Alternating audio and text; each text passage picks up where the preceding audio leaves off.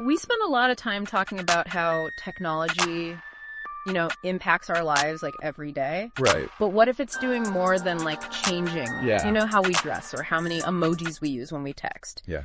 What if it's like rewiring our brains Mm-hmm. and creating a new kind of human? Interesting. That's what we're digging into today with Michel Serres and his book Petite Poussette. Okay. Now, before you think this is just another conversation about kids and their screens, let me tell you, Serres' ideas are much deeper than that. Okay. He's suggesting like a total shift in the way humans operate. And what's really fascinating is this isn't some distant future he's talking about. Right. Serres argues that this new human has already emerged. Wow. Like we're already here. It took root around the 1970s. He doesn't mince words, does he? No, he doesn't. He just throws out this like laundry list of changes that have happened in the last, few decades. Yeah. Our lifespans have like gone way up. The global population has exploded. Our experiences with things like war and conflict are completely different. Completely. Even the way we deal with pain has fundamentally changed. It's wild, isn't it? It's like the entire human experience got this massive software update Totally. practically overnight. It's true. And the thing is, this isn't just about like Right. young people today or some like generational divide. Right. These changes impact all of us.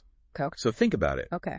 Longer lives. We have to like rethink careers and retirement. Absolutely. Global interconnectedness. Yeah. That changes how we consume news and information. Right. Even if you're not the person who's like glued to their smartphone 24/7, you're interacting with people who are. Right. So Sarah is arguing that these aren't just trends. Okay. They're signs pointing to something much bigger. To a new human. Exactly. So it's less about age and more about this like shared experience of a rapidly changing world. Precisely. Okay. And he uses this really striking example to illustrate just how drastically things have shifted. Okay. Farmers in 1900 versus farmers now. Okay. Back then, the majority of people were connected to the land, right? Their lives were like totally dictated by the rhythms of nature. Right.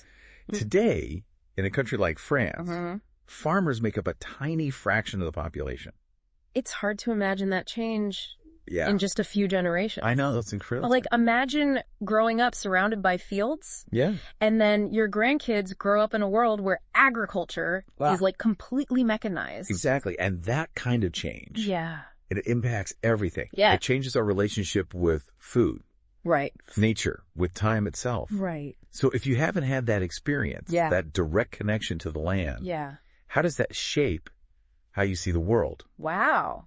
That's something Serres really wants us to think about. That's a really good point. Yeah. It makes you wonder. It does. This is where Serres' writing gets really interesting. Yeah. He introduces this image to describe this new human. Yeah. He calls them Petite Poussette. Petite Poussette. Yeah, which literally translates to like little thumb. Well, like the fairy tale. Exactly. Okay. But he's using it in a slightly different way here. Okay. He's talking about a generation with their heads cut off. Wow. That's a really powerful image. Yeah. Kind of unsettling. It is. It's a little unsettling. And of course, he doesn't mean it literally. Right. He's getting at something much deeper about how this generation carries their cognition outside their bodies. Interesting. In their smartphones on the internet, constantly connected to this flow of information. Okay, so like we're outsourcing our brains essentially. In a way, yeah. Yeah. And it changes which mental muscles we use. Right, like we don't have to memorize phone numbers anymore. Exactly. We have our contacts list, complex calculations. There's an app for that. Right, and this changes how we think. Yeah, and how our brains work and what we're good at. So think about how you use your smartphone. Yeah. What mental tasks have you outsourced to your device? It's interesting, isn't it? Does it make you feel sharper, more efficient? Yeah. Or do you ever feel more reliant on the technology? Right. Like you're losing some of your mental sharpness. Totally. It's something to think about. It reminds me of what Montaigne said. Oh, yeah. After the printing press was invented. Okay. He said he preferred a well-formed head to a full one. That's a really interesting way to look at it. It wasn't about knowing less, but about knowing differently. Exactly. So it's not just about the quantity of information we have access to. Right. But like how we access it. Right. And what we do with it. Totally. And how this new way of knowing, this petite poussette brain, actually functions in the real world. Right. And this is where it gets really interesting when you start to think about education. Right. Because if the way we think is changing, shouldn't the way we learn change too? It has to, right? Serres talks about this old model of the student, just passively absorbing information. Right. He calls it the petit transis. Okay. Like a sponge, just soaking it up. Yeah. Does that even work anymore in this new world? I don't think so. It seems almost antiquated. It does. It feels very old-fashioned. The idea of a teacher at the front of the classroom. Yeah.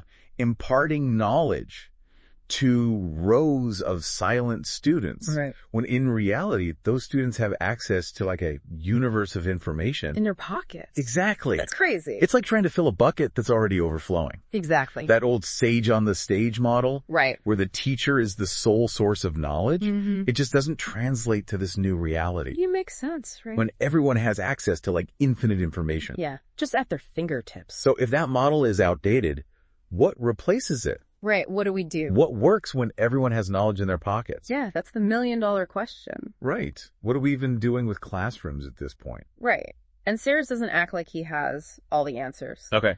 But he has some interesting thoughts. He says we need to shift from offering knowledge to responding to the learner's demand. Okay, so instead of the teacher dictating what is learned, the student kind of becomes an active participant. Exactly. Guiding their own learning. He even uses the example of university campus. Okay. This very traditional, compartmentalized space. Yeah. He says it's basically obsolete in this new world. Wow. That's a pretty bold statement. It is. Yeah. But it makes you think. It does. What would a learning environment designed for this new generation, for the petite poussette generation, what would that look like? Yeah. How do we teach people not just what to think, but how to think? Right. How to navigate this sea of information. Yeah. How to figure out what's true and what's not. Right. How to be critical thinkers. Exactly. So those are vital skills, especially now, right? And information is so readily available. It's overwhelming. But not always accurate or reliable. Totally. And it's not just about schools and universities either. Right. This shift from passive recipient to active learner. Yeah. It's happening everywhere. Where else do you see it? Think about the workplace. Okay. Think about how we consume news and media. Okay. These old top-down models, they just don't work anymore. So how do we adapt to this new reality? That's the question, isn't it? If this new world, this petite poussette world, requires a different way of thinking, where do we even begin? Well, Serres says we need to get comfortable with chaos. Chaos. Yeah. Now you're just messing with me. No, I'm serious. Okay. Chaos. Okay. I'm going to need you to, elaborate on that a little. Okay, so think about it this way. This new world Serres is describing. Yeah. It's messy, right? It's interconnected. Right. It's like overflowing with information. Right. It's inherently more complex than anything that came before it. Okay. And that complexity, it can feel chaotic. Right. Especially if we're holding on to these old ways of thinking. Right, like the old systems. Yeah, the old system. The old structures. They don't apply anymore. So it's not chaos in like a destructive sense, but more like chaos of constant change. It's the chaos of possibilities of new ideas. So within that chaos lies opportunity. Exactly, because when the old rules don't apply anymore, when the old structures start to break down, it creates space for new things. Okay, so how do we practically function in that kind of environment? Mm-hmm. How do we make sense of the chaos and harness it? So Serres points to this idea of serendipity. Serendipity. Have you heard of that? I have, but explain. Okay, so he borrows it from the founder of Le Bon Marché. Okay. It's a department store in Paris. A department store? Okay. What does that have to do with chaos and complexity? The founder, Boucicaut, he noticed that his sales were going down. Okay. They weren't doing so well. Okay. So he's like, what am I going to do? Right. So he decides to experiment. Okay. Instead of keeping everything super organized. Okay. And categorized. Yeah. He mixes things up. He intentionally created chaos. Yes. In his department store. Exactly. To see what would happen. He wanted customers to stumble upon things. Okay. They weren't necessarily looking for to spark new connections. Interesting, and it worked.